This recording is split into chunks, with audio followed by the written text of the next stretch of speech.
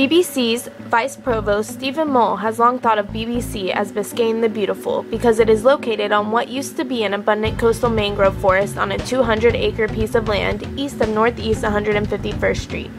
The environmental impacts caused by the killing of mangroves is creating challenges for Mole, who wishes to expand the younger campus. Mole also believes that another road is a necessity to accommodate a projected enrollment that is expected to grow by 6,000 students during the next few years. Mole said with 3 schools on one road, the safety of 12,000 students is at stake. Other options for the new road are either an extension of Northeast 143rd Street, Northeast 163rd Street along the Oleta River, or a 4-lane expansion of the existing 151st Street roadway. That is along with Mole's suggestion of Northeast 135th Street. Mole was strongly pushing for Northeast 135th Street, but his efforts were stymied by North Miami Councilman Scott Galvin, a university alumnus who said he helped make the area of the proposed extension into a nature preserve and worked hard to restore its natural mangrove.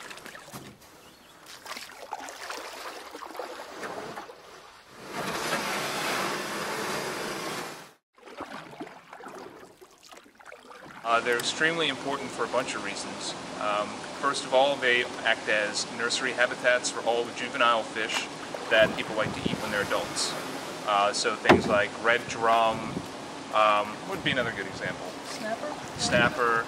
All of these species that people like to go out and fish right out in Biscayne Bay or out in the ocean. When they're very young, they need the structural refuge of the mangroves. Otherwise, bigger fish are going to eat them. So mangroves are very important in that sense because they act as a safety area for these small fish when they're vulnerable, and then when they get big, they go offshore, and that's when they become commercially important. Mangroves are also really important for stabilizing shorelines. So you'll see we have mangroves all along the shorelines up here, and when you don't have mangroves, you don't have anything to stabilize against storm events, and so you can get washing away and erosion of the land that used to be protected in mangroves. In the Keys, there are actually a couple of keys that they've taken the mangroves off and either replaced them with sand or something for vacation spots, and those keys continuously wash away because of the stabilization from mangroves. In addition to being nursery for small fish, mangroves are also great habitat for all sorts of different kinds of birds.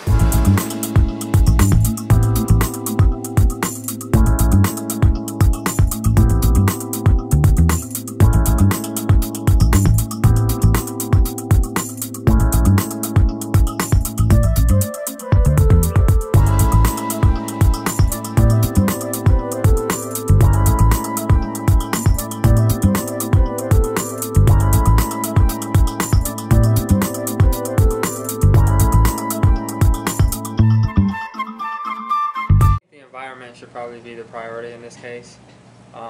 If it is, like, if you can show me the evidence that building another road is going to be a detriment to the mangroves and to all the environment and nature and the local animals, if you can prove that to me, then I don't think it's a good idea. Like, I think it's worth me waiting 5 minutes between 2 and 3 when the high school kids get out, if it means that the environmental situation is harmonious or at least preserved. Zach Judd, a university doctoral student who studies the environmental impacts caused by the depletion of mangroves, specializes his research in the history of BBC. Before this coastal oasis was FIU, Judd said, it was one of the most dense mangrove forests in Florida. In the 1950s, in the spirit of spreading American trade to Latin America, plans for an international marketplace were proposed. Interama, as it was named, never achieved reality. Due to political reasons under the Nixon administration and bankruptcy, only one building was constructed for Interama before the plans were canceled. That structure today is the Hospitality and Tourism Management Building.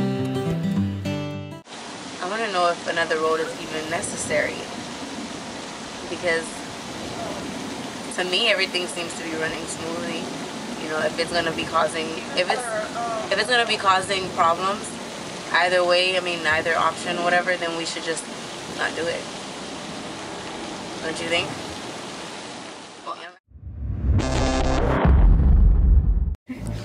Unfortunately, the damage to the mangroves was already done. Most of them were dug up and made into subcanals of the bay. The extra land was to be a sturdy foundation for the buildings that never made it off the drawing board. The state of Florida then directed that the piece of land to be used for educational purposes, and it eventually became BBC. At some point you have to decide the priorities, like what is more important, eco life or human life. So it's depend upon that what choices you make.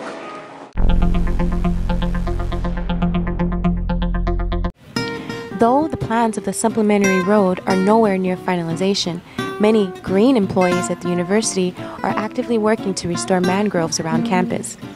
Jennifer Grimm, environmental coordinator, said that the university, in partnership with Miami-Dade County Schools, has committed to restore about 15 acres of mangrove habitat on BBC.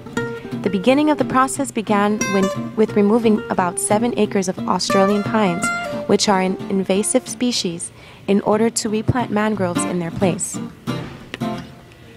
Grimm also said there are plans to restore a portion of BBC into a mangrove wetland system that will serve as a living learning lab for the university.